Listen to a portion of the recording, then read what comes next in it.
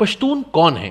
آخر یہ جرری قوم جس نے کوہ ہندو کش اور اس کی وادیوں میں ہزار سال سے ڈیرے ڈال رکھے ہیں، جس نے ان پہاڑوں کو بڑے بڑے سورماؤں کے لیے ناقابل شکست بنا دیا، جسے انگریز نے جنگی نسل قرار دیا، جس کے نغموں میں ان کے پہاڑوں کے جھرنوں جیسی مٹھاس ہے، جس کے عزم میں ان پہاڑوں جیسی بلندی اور جس کی زمین کو عالمی طاقتوں کا قبرستان کہا جاتا ہے، یہ کہاں سے آئی تھی؟ اس کے بڑے کون تھے؟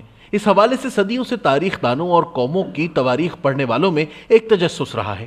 پشتونوں کے بارے میں ایک تھیوری یہ پائی جاتی ہے کہ یہ بنی اسرائیل کے ان قبائل میں سے ہیں جو ہیکل سلیمانی کی تباہی کے بعد واپس نہیں گئے اور انہی علاقوں میں بسیرا کر لیا جہاں وہ غالباً تجارت کی غرض سے آئے تھے۔ اسلام سے قبل کے زمانے کے پٹھانوں کا تعلق یہودی انبیاء حضرت داؤد علیہ السلام اور حضرت سلیمان علیہ السلام سے جوڑا جاتا ہے۔ اسی کہانی میں کچھ صدیوں کے بعد بخت النصر کا نام آتا ہے اور یہ روایت سنائی جاتی ہے کہ یہودیوں کے آباء و اجداد کو جب یروشلم سے باہر نکالا گیا تو وہ یہودی جو افغانوں کے آباء و اجداد تھے مشرق میں ہی رہ گئے اور واپس یروشلم نہ لوٹے۔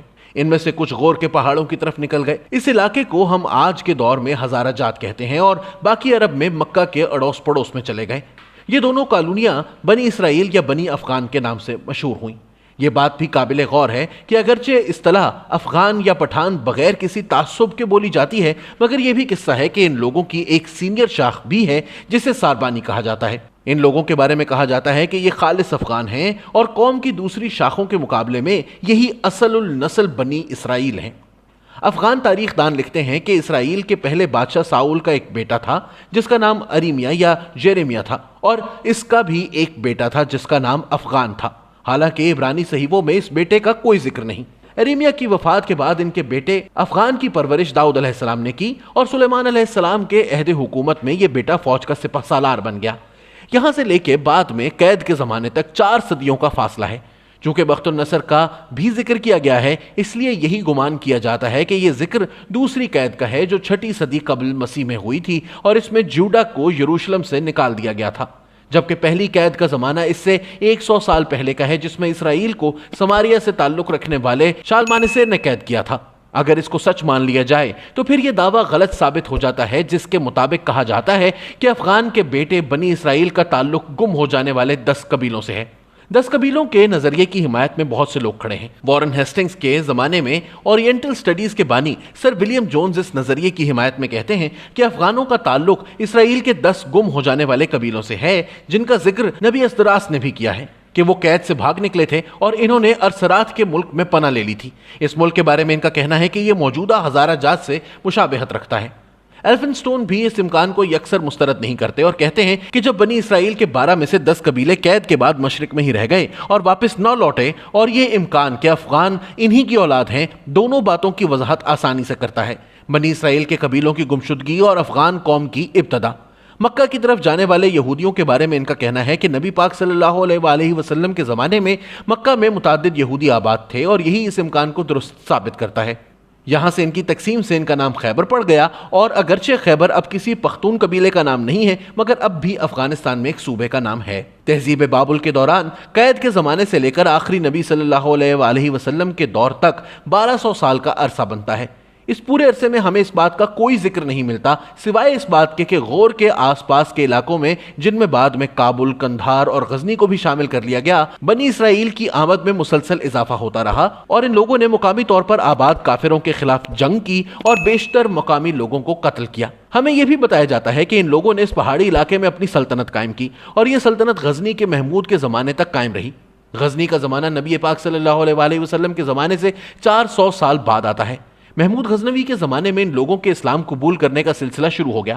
رسول اکرم صلی اللہ علیہ وآلہ وسلم کے ساتھی حضرت خالد بن ولید رضی اللہ تعالیٰ عنہ کے بارے میں بھی پختون تاریخ ساز دعویٰ کرتے ہیں کہ ان کا تعلق بھی مکہ کے قریب رہنے والے ان لوگوں میں سے تھا جو افغانوں کی اولاد میں سے تھے۔ نبی پاک صلی اللہ علیہ وآلہ وسلم کی زندگی میں ہی حضرت خالد بن ولید نے غور کے لوگوں کو خط لکھ کر اسلام قبول کرنے کی دعوت دی۔ اس خط کے جواب میں غور کے علاقے سے ایک قافلہ قیس کی سربراہی میں نبی پاک صلی اللہ علیہ وآلہ وسلم سے ملاقات کے لیے مدینہ روانہ ہوا۔ قیس کے بارے میں کہا جاتا ہے کہ وہ ساؤل کی اولاد میں سے تھا۔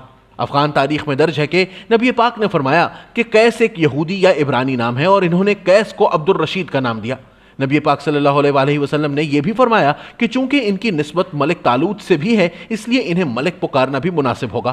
नबी पाक ने कैस को लकड़ी के इस मजबूत अरशे से भी तशबीह दी जिस पर जहाज की तामीर की जाती है और जिसे समुद्री लोग पठान कहते हैं।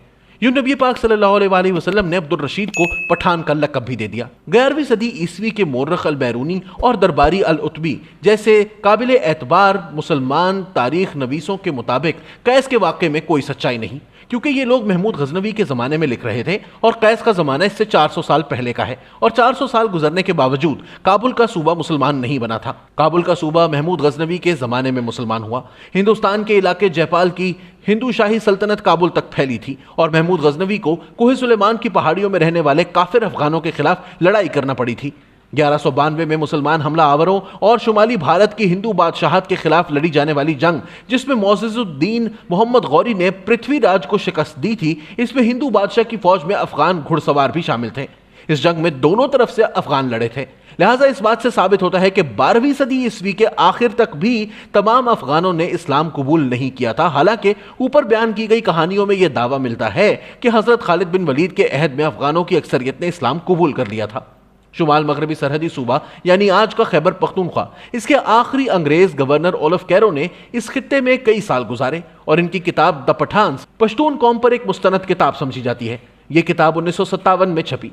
ओलफ कैरो के मुताबिक सैयद अब्दुल जब्बार बहुत पढ़े लिखे और नेक आदमी हैं जो पठानों की तारीख से वाकफियत रखते हैं। इनका यह मानना है कि पख्तून या पठान नस्लें आरियाई नहीं बल्कि सामी हैं। वो इस बात का इकरार करते हैं कि पश्तो ज़बान फारसी से करीब है और अगरचे इसमें अरबी के ढेरों अल्फाज शामिल हैं जिस तरह अंग्रेजी में लातीनी ज़बान के अल्फाज शामिल हैं, मगर बुनियादी तौर पर यह एक आरियाई ज़बान है। इनकी ये बात वजह है कि ज़बान की मदद से हम नस्ल के आगाज़ का पता नहीं चला सकते। हुआ यह होगा कि जब सामी लोग अफगान इलाकों में दाखिल हुए तो इन्होंने यहाँ पहले से बोली जाने वाली ईरानी ज़बान अपना ली। बस इतनी सी बात है। बेलियो एक बिल्कुल मुख्तलिफ बात करते हैं। सारबान के 2 बेटों के नामों पर राजपूत नामों का असर नजर आता है। इनके मुताबिक सारबान के 2 बेटों के नाम शरफुद्दीन और खैरुद्दीन हैं, जिन्हें शरकबून और खुर्शबून अफगान कहते हैं। ये नाम राजपूत नामों सूरजन और कृष्ण से निकले हैं। इसके अलावा सारबान भी राजपूत नाम सूर्यबान से निकला है। अगर इस नजरिए को मान लिया जाए तो पश्तूनों के तमाम रिवायती नस्ब नामों पर सवालिया निशान लग जाते हैं। अब हकीकत क्या है ये तो खुदा ही जानता है।